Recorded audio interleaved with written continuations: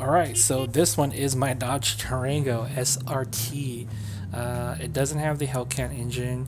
I think it makes about 550 horsepower. I did supercharge it for sure. I think the stock motor comes about 420-ish.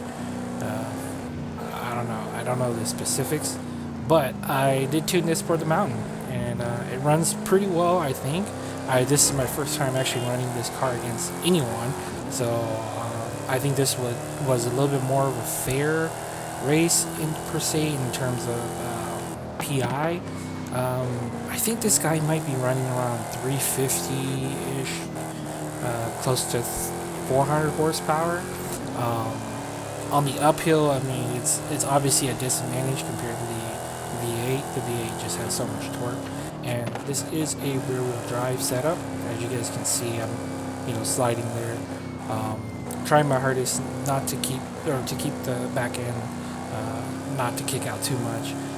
It's just enough. This is a more of a understeer tune, so I try to config these heavier cars so that the weight of the transfer as I corner through the mountain isn't too stressful on the suspension. I'm still working the quirks out. Again, I'm not the best.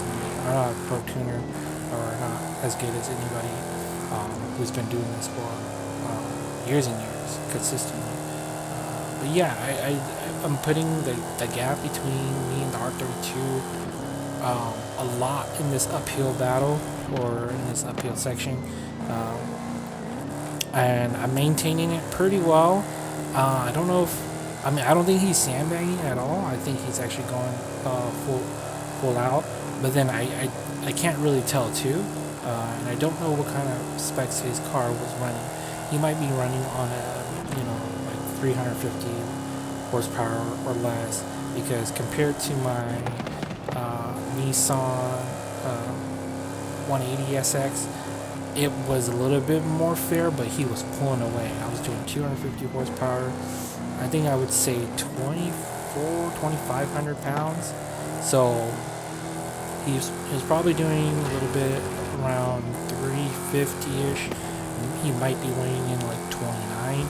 So he was, pulling away from my 180. But in this race right here, this Durango, I believe, was 4,000 pounds with pretty much the whole interior taken out. I think with interior was about 5.5.